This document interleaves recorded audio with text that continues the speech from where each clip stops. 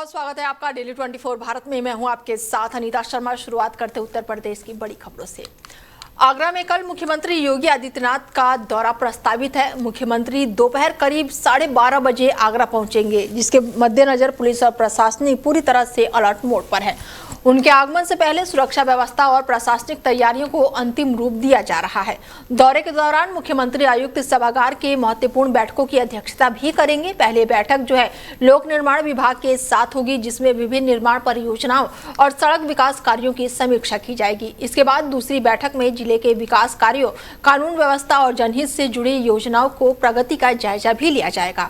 मुख्यमंत्री के प्रस्तावित दौरे को देखते हुए जिलाधिकारी ने अधिकारियों के साथ समीक्षा बैठक करके तैयारियों का आकलन किया और सभी विभागों को समयबद्ध तरीके से व्यवस्थाएं पूरी करने के निर्देश दिए। प्रशासन का प्रयास है कि दौरे के दौरान सभी व्यवस्थाएं सुचारू रूप से संचालित हो और विकास कार्यों की प्रगति पर मुख्यमंत्री के विस्तार से जानकारी दी जा सके। गोरखपुर क्षेत्र के विकासखंड पाली के ग्राम पंचायत नरौली में मनरेगा के तहत कराए जा रहे कार्यों को लेकर विवाद गहराता जा रहा है। ग्रामीणों ने आरोप लगाया है कि बजराहा पोखरे की खुदाई और सौंदर्यीकरण पर साल 2022 और 23 में लाखों रुपए खर्च किए जा चुके हैं, लेकिन महज 3 साल बाद उसी पोखरे को दोबारा योजनाओं में शामिल करके अधिक बजट स्वीकृत करा लिया गया है। और इसी मामले को लेकर ग्रामीणों ने जिला पंचायत राज अधिकारियों को शिकायत पत्र देकर उच्च स्तरीय जांच की मांग की है। ग्रामीणों के अनुसार साल 2022 और 23 में पोखरे के विकास कार्य पर लगभग 3 लाख से ज्यादा रुपए खर्च किए गए थे, जबकि दोबारा जो है वो 6 लाख से ज्यादा रुपए का बजट स्वीकृत किया गया है। शिकायतकर्ताओं का कहना है कि शासन की गाइडलाइन के मुताबिक किसी सार्वजनिक संपत्ति पर दोबारा कार्य कराने के लिए सामान्य 5 से 10 साल का अंतराल होना चाहिए, और ऐसे में 3 साल के भीतर फिर से खुदाई और सौंदर्यीकरण कराने पर सवाल उठना स्वाभाविक है। और ग्राम सभा में भ्रष्टाचार का मामला है सर। उसमें प्रमुख चीजें बंजारा पोखरा पे 3 साल पहले कार्य हुआ था। 3 साल पहले 3 लाख कुछ रुपए का बजट था, सुंदरीकरण और जो भी था। उसके बाद 3 साल के बाद पुनः उस कार्य को कराया जाए, क्योंकि गवर्नमेंट की गाइडलाइन में है सर कि आपदा और विपदा कोई ऐसी कंडीशन हो तो 5 वर्ष या 10 वर्ष के बाद ही उस पर कार्य कराया जाए। ना कोई ऐसी आपदा है ना कोई ऐसी विपदा है, उसके बावजूद उस पर काम कराया जा रहा है। उस पर भी 6,71,000 कुछ रुपए का हो जाता है, और टोटल यह भ्रष्टाचार है। और मौके पे कोई कार्य नहीं, सिर्फ फोटो खिंचाया जाता है। आए दिन बस यही हो रहा है। रामपुर में योगी सरकार ने बड़ा प्रशासनिक फैसला लेते हुए पूर्व मंत्री आजम खान से जुड़े मामलों की पैरवी करते हुए 6 शासकीय अधिवक्ताओं को पद मुक्त कर दिया है, और इस कार्रवाई को लेकर राजनीतिक और कानूनी हलकों में चर्चाएं तेज हो गई हैं। जानकारी के अनुसार जिन सरकारी वकीलों को हटाया गया उनमें जिला शासकीय अधिवक्ता अमित कुमार सक्सेना, सहायक जिला शासकीय अधिवक्ता संदीप सक्सेना, प्रमोद सागर, ओम प्रकाश लोधी और प्रताप सिंह मौर्य सहित अन्य अधिवक्ता शामिल है। शासन के आदेश के बाद से इन्हें तत्काल प्रभाव से कार्य मुक्त कर दिया गया है, और ये कार्रवाई ऐसे समय पर हुई है जब हाल ही में आजम खान और उनके बेटे अब्दुल्ला आजम को रामपुर की अदालत से 2 मामलों में राहत मिली थी। इसके बाद सरकारी पक्ष की पैरवी भी सवाल उठ रहे थे। सूत्रों के मुताबिक अब इन मामलों की पैरवी के लिए नए शासकीय अधिवक्ताओं के पैनल के गठन की तैयारी की जा रही है। हालांकि सरकार की ओर से इस फैसले के पीछे किसी विशेष कारण की आधिकारिक जानकारी नहीं दी गई है। रामपुर में हुए इस फैसले को आजम खान से जुड़े मामलों की कानूनी प्रक्रिया के लिहाज से महत्वपूर्ण माना जा रहा है। वहीं पीलीभीत में दुष्कर्म पीड़ित बच्ची के परिजनों के राज्य महिला आयोग की सदस्य पुष्पा पांडे ने मुलाकात करके परिवार की स्थिति का जायजा लिया, और इस दौरान उन्होंने पीड़ित परिवार की आर्थिक और सामाजिक परिस्थितियों को बेहद ही दयनीय बताते हुए हर संभव मदद का आश्वासन दिया। पुष्पा पांडे ने बताया कि महिला कल्याण विभाग की ओर से पीड़िता के परिवार को 3 लाख रुपए की आर्थिक सहायता उपलब्ध कराई जा रही है। इसके साथ ही परिवार को आवास योजना के तहत रहने के लिए घर भी उपलब्ध कराया जाएगा, ताकि उन्हें बेहतर जीवन यापन सुविधा मिल सके। राज्य महिला आयोग की सदस्य ने कहा कि बच्ची के साथ हुई इस अत्यंत निंदनीय घटना जो है वो बेहद ही शर्मनाक है। उन्होंने परिजनों को भरोसा दिलाया कि मामले में दोषियों के खिलाफ सख्त कानूनी कार्रवाई सुनिश्चित करेंगे, और हर संभव मदद का आश्वासन भी दिया। सबसे पहली बात तो उसने बहुत ही घिनौनी हरकत की। उस घिनौनी हरकत की उसे सजा तुरंत ही 2 दिन में दे दी गई, और पीड़िता की मां से मिली थी। वाकई में परिवार की बहुत दयनीय स्थिति थी। उस बच्ची के लिए हमारी यहाँ महिला कल्याण की तरफ से 3 लाख रुपए तक की सहायता राशि उसे उपलब्ध कराई दी और माँ के लिए बोल दिया गया है कि जो आवास नहीं, आवास के लिए हमारे माननीय जिलाधिकारी जी से कहते उसका आवास कहा भाई, तो वो तुरंत ही चला गया। उसे तुरंत ही उसके बाद में उसके घर पे बुलडोजर भी चल गया और आगे आगे वो देखे उसकी सजा क्या मिलने वाली, जो सजा करनी थी उसे सजा बतू दे दी। मजाक भी सामने आई है कि मजाक के बराबर मजाक नहीं, एक्चुअली वो परिवार पहले से परिचित तो था, परिचित को तो हमारे समाज में पुलिस अभी रह रहे हैं। अगर इस सरकार में हमें लगता है हमारे माननीय मुख्यमंत्री जी के राज में तो हिंदू मुस्लिम सिख ईसाई सबको बराबर का दर्जा दिया गया, सबको खुली छूट, जितनी योजनाओं का फायदा अगर देखा जाए सारे मुस्लिम परिवार इससे ले रहे हैं। तो परिवार तो साथ साथ रह ही रहा था, उसी गांव में लोग रह रहे थे, लेकिन सबसे घिनौनी हरकत उसने की कि मतलब अंधेरे में रख के उस बच्ची के साथ घटना की। उस क्षेत्र में पुलिस और संदिग्ध गौकसों के बीच हुई मुठभेड़ में 2 आरोपियों को गिरफ्तार किया गया है। पुलिस ने नदी डैम के पास संदिग्ध गतिविधियों की सूचना मिली थी, जिसके बाद क्षेत्र में चेकिंग अभियान चलाया गया। चेकिंग के दौरान बिना नंबर प्लेट की मोटरसाइकिल पर सवार 2 युवक पुलिस को देखकर भागने लगे। पुलिस ने पीछा किया तो आरोप है कि घिरने पर उन्होंने फायरिंग कर दी। जवाबी कार्रवाई में भूरापुत्र अल्लान के पैर में गोली लग गई, जिसके बाद उसे पकड़ लिया गया। वहीं पुलिस ने आरोपियों के कब्जे से एक तमंचा, कारतूस, बिना नंबर प्लेट की मोटरसाइकिल और गौकसी में इस्तेमाल होने वाले उपकरण बरामद किए हैं। घायल आरोपी को उपचार के लिए अस्पताल में भेजा गया है। पुलिस के अनुसार दोनों आरोपियों के खिलाफ संबंधित धाराओं में मुकदमा दर्ज कर लिया गया है और आगे की कानूनी कार्रवाई शुरू कर दी गई है। सर, कैमरे में रात्रि मुठभेड़ हुई है। थाना कैमरी अंतर्गत रात को चेकिंग के दौरान पीलाखार से जूना नगर जाने वाले रास्ते पे जब पुलिस टीम द्वारा एक मोटरसाइकिल को रोका गया तो उसने रुकने के बजाय पुलिस पार्टी पे जानलेवा फायर किया। आत्मरक्षार्थ पुलिस टीम ने भी फायर किया, जिसमें एक युवक को उसमें गोली लगी और दूसरे आरोपी को पुलिस द्वारा पकड़ लिया गया। दोनों आरोपियों के पास से तमंचा, छुरी और गोकशी करने वाले उपकरण, पन्नी, प्लास्टिक इत्यादि और एक मोटरसाइकिल बरामद की गई है। घायल अभियुक्त को उपचार के लिए जिला अस्पताल भेजा गया है और दूसरे युवक को भी पुलिस अभिरक्षा में लिया गया। दोनों अभियुक्तों को जेल भेजा जा रहा है। सर, कैमरे वहीं पीलीभीत क्षेत्र में एक दर्दनाक रेल हादसे में बुजुर्ग व्यक्ति की मौत हो गई। जानकारी के अनुसार बिहारीपुर निवासी करीब 50 साल के सतपाल सिंह उर्फ सत्तू रेलवे लाइन पार कर रहे थे और तभी टनकपुर से बरेली जा रही डेमो ट्रेन की चपेट में आ गए। ट्रेन की टक्कर लगते ही उनकी मौके पर ही मौत हो गई। हादसे के बाद ट्रेन कुछ देर के लिए वहीं रुक गई और घटनास्थल पर लोगों की भीड़ जमा हो गई। सूचना मिलने पर पुलिस मौके पर पहुंची और शव को कब्जे में लेकर पोस्टमार्टम के लिए भेज दिया। घटना के बाद से परिजनों में कोहराम मचा हुआ है। पुलिस का कहना है कि मामले में आवश्यक कानूनी कार्रवाई की जा रही है और हादसे के सभी पहलुओं की जांच की जा रही है। वहीं ललितपुर में पदाधिकारियों ने अमेरिकी सशस्त्र बलों की कार्रवाई में 3 भारतीय नाविकों की कथित मृत्यु के विरोध में जिलाधिकारी को ज्ञापन सौंपकर निष्पक्ष जांच की मांग की है। संगठन ने इस घटना पर गहरा दुख जताया और चिंता भी जताई है और साथ ही समुद्री सुरक्षा और मानवाधिकार को लेकर गंभीर सवाल खड़े हुए हैं। ज्ञापन में कहा गया है कि भारत और अमेरिका के बीच लंबे समय से संबंध चल रहे हैं और ऐसे में इस घटना की स्वतंत्र, निष्पक्ष और पारदर्शी जांच कराई जानी चाहिए ताकि सच्चाई सामने आ सके। तो जिलाधिकारी के पास आए ज्ञापन लेने, किस चीज का ज्ञापन और क्या मांगे आप लोग? आपने सुना होगा जो ईरान और अमेरिका का युद्ध चल रहा है, उसमें हॉर्मुज जो है ना वहाँ से जहाज़ें निकल रही थी, तो उस पर भारत के जहाज़ पे अमेरिकी सशस्त्र बलों ने एक अटैक कर दिया था। तो उस पर हमारे 3 नाविकों की मृत्यु हुई। उसी के विरोध में हम लोग डीएम के माध्यम से अमेरिका के राजदूत को ज्ञापन दे रहे हैं कि हम लोगों की आवाज़ वहाँ तक पहुँचे और ये जो है हमारे साथ बहुत गलत हुआ है ना। और इसी के संबंध में पूरे देश स्तर से हर जिले से ज्ञापन अमेरिका को भेजा जा रहा है। वो लोग कम से कम आपसी युद्ध में भारत को न घसीटें और हमारे नाविकों की या हमारे किसी चीज़ का क्षति ना हो, इसी से। ठीक, थैंक यू।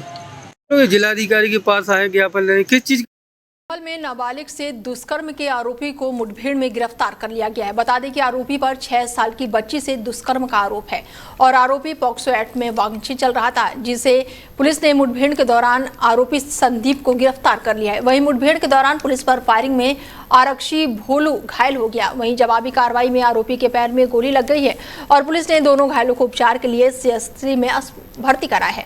वहीं आरोपी के पास से अवैध तमंचा, एक खोखा और 3 जिंदा कारतूस बरामद किए गए हैं। पूरा मामला बबरौला थाना क्षेत्र का बताया जा रहा है।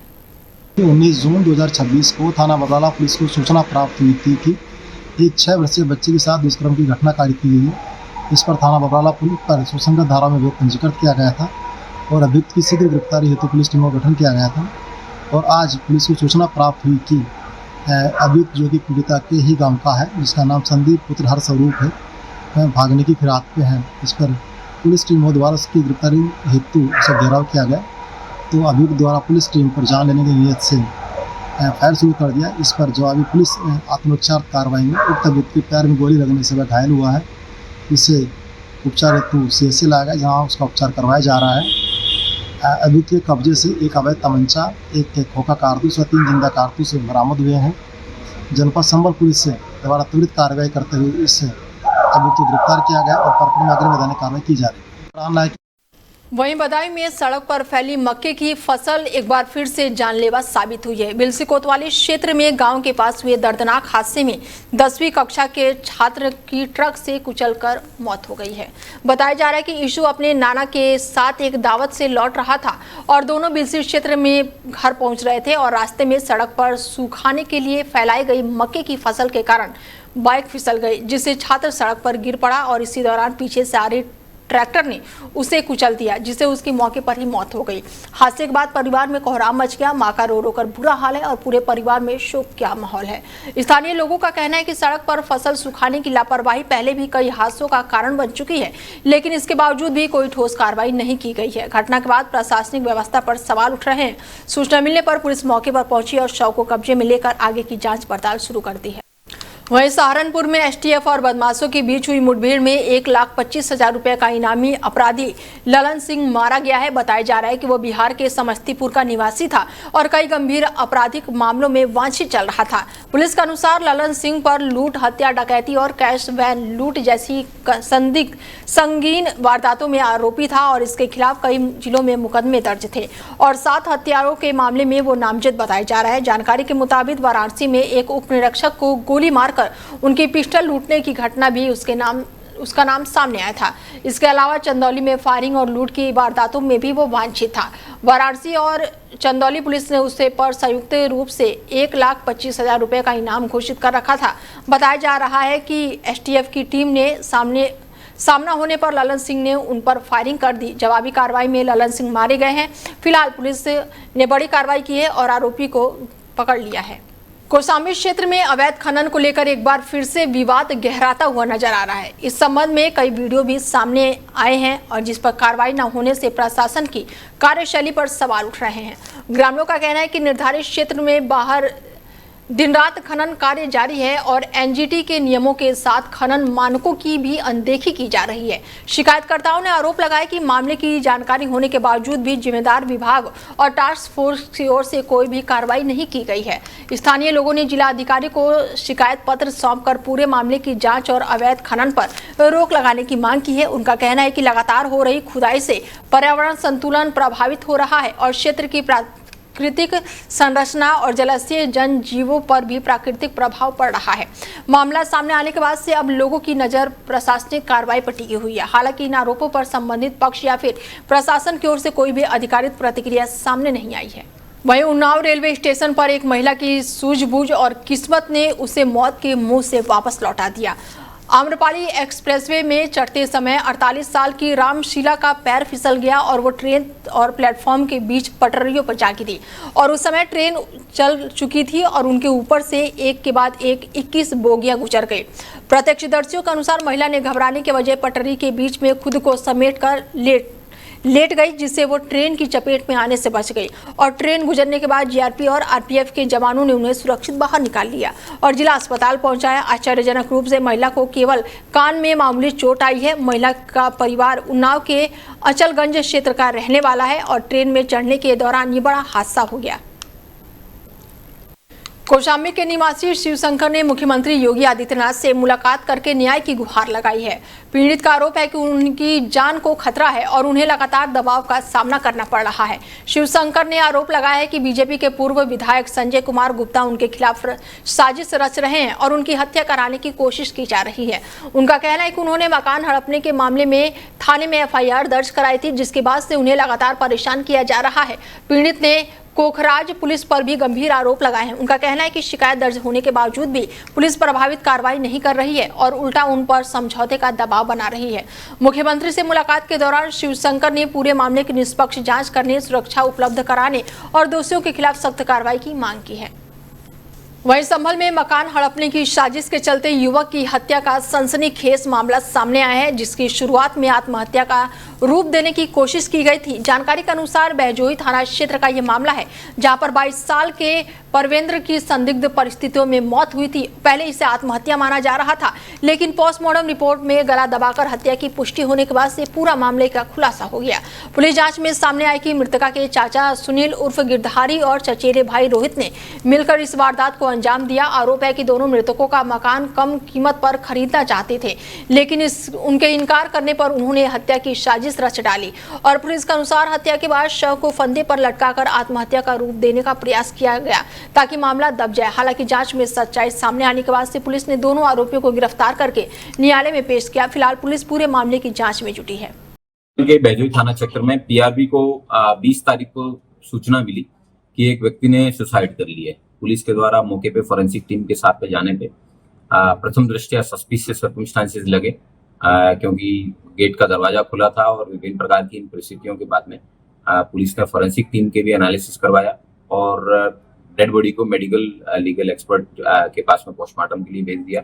MLC की रिपोर्ट में जब स्ट्रेंगुलेशन आया तब पुलिस ने इसमें और जांच पड़ताल की कि इस व्यक्ति ने, जब इसके घर वाले सुसाइड करना बता रहे हैं तो स्ट्रेंगुलेशन कैसे आया। जब और गहराई से इसके निजी जो लोग हैं, परिचित हैं, उनसे जब पूछताछ की तो पता चला कि एक इसके चचा हैं जिनका नाम सुनील है और उनका बेटा रोहित है। वो इसके माता पिता नहीं होने की वजह से इसको कहते थे कि इस घर में रह रहे हैं, उस घर को आप बेच दीजिए। ये लड़का उनको घर बेचना नहीं चाहता था, इसलिए इन लोगों ने इसके मृतक के चाचा और मृतक के चचेरे भाई द्वारा इसका गला घोंट के रस्सी से इसकी हत्या कर दी और बाद में इसको आत्महत्या का स्वरूप देने के लिए एक कुंडी पे रस्सी के साथ में टांग दिया गया। इस हत्या की, इस घटना का सफल अनावरण किया गया है और सुनील और रोहित इन दोनों को पुलिस के द्वारा गिरफ्तार करके न्यायिक परीक्षा में। रामपुर क्षेत्र में उस समय हाई वोल्टेज ड्रामा देखने को मिला जब एक युवक अपनी प्रेमिका से शादी की जीत को लेकर हाईवे किनारे लगे मोबाइल टावर पर चढ़ गया। जानकारी के अनुसार प्रदीप ग्राम हल्दुआ अपनी प्रेमिका से विवाह करने की मांग को लेकर टावर पर चढ़ गया और आत्महत्या की धमकी देने लगा। सूचना पर थाना पुलिस मौके पर पहुंची है और युवक को समझाने का प्रयास किया, लेकिन वो काफी देर तक नीचे नहीं उतरा और बाद में पुलिस ने उसकी प्रेमिका से फोन पर बात कराई, जिसके समझाने पर वो सकुशल नीचे उतर आया। इसके बाद पुलिस ने युवक को हिरासत में लेकर उसके खिलाफ संबंधित धाराओं में मुकदमा दर्ज कर लिया है और इसी बीच मामले ने नया मोड़ ले लिया। प्रेमिका ने भी थाना पुलिस की तहरीर देकर युवक पर गंभीर आरोप लगाए, जिसके आधार पर अलग से मुकदमा दर्ज करने की प्रक्रिया शुरू कर दी गई है। पुलिस पूरे मामले की जांच में जुटी हुई है और आगे की कार्रवाई की जा रही है। फिलहाल बुलेटिन में मेरे साथ इतना ही। दीजिए इजाजत, नमस्कार।